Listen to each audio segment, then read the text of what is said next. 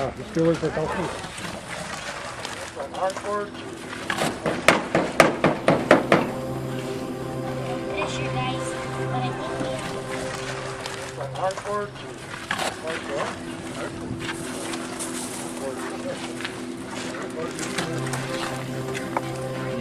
the oldest woman plastering now and fixing things and doing things around and teaching some of the visitors how to do the plaster, how much straw, how much everything goes, how it's done.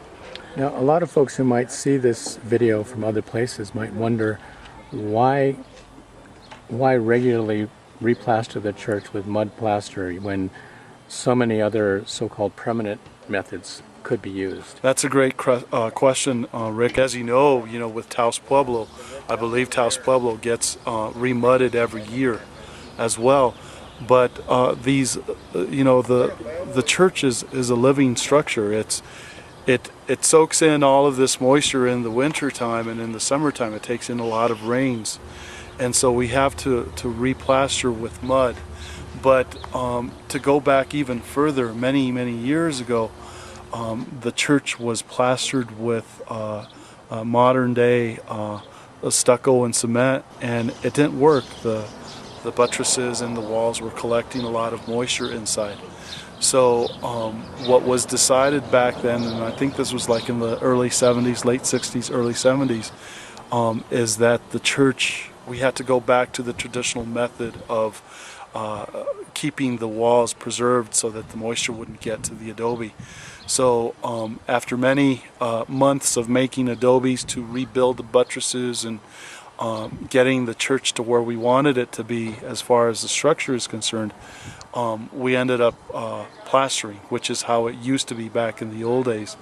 And so we find that it has to be done on a yearly basis. And believe me, I don't mind it at all, because it's really a good way. I think it's God's way of bringing his people together on an annual basis to work on the structure.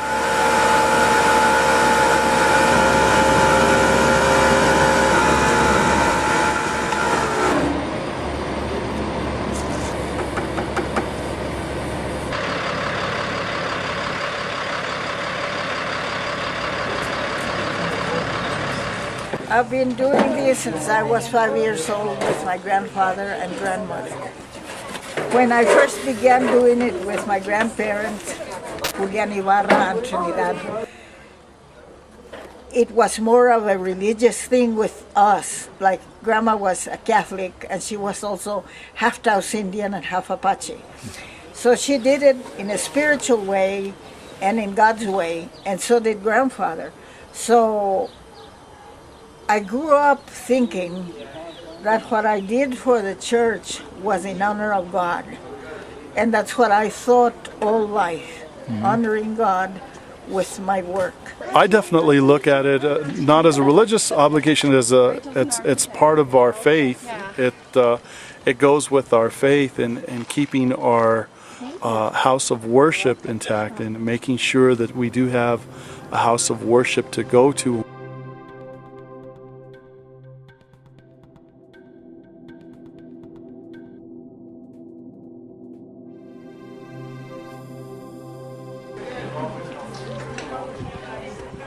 And you're part of the Taos Festival of Art and Architecture for 2010. Tell me how the festival is connected with the remudding here at the church. Steve Parks, the director of Parks Gallery, who is pretty much heading up the TFAA right now, had suggested over a year ago that one of the things we might want to connect with was the church, and how important the ongoing process was to keep the church in good shape during the Enjarre. So he contacted the father, and he was very enthusiastic about having us help bring volunteers to the project. So I volunteered to take on that part of it. And, we've got people coming, there's a lady coming all the way from Los Angeles who heard about this and would love to be involved. So we've had people showing up in little dribs and drabs all week and into next week as well. Mm-hmm. I only work half days now, which is 4 hours, but I get pretty tired at my age. Mm-hmm. but I still enjoy doing all this work. I enjoy life, I enjoy everything. And sometimes when no one talks to me and I'm doing my work, I'm praying for all the sick people in the parish. We have a lot of sick people in the parish. And I'm praying for them that God will save them if it's His will, to help them get over their illnesses, to help them get over their pain and everything, because that's what I believed all life. I had diabetes since 1992, and it's controlled. But like I tell everybody else, you know, you can control a lot of things with diet.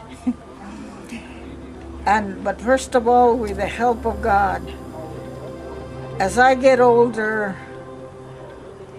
I get more faithful to God. You know, it happens all the time.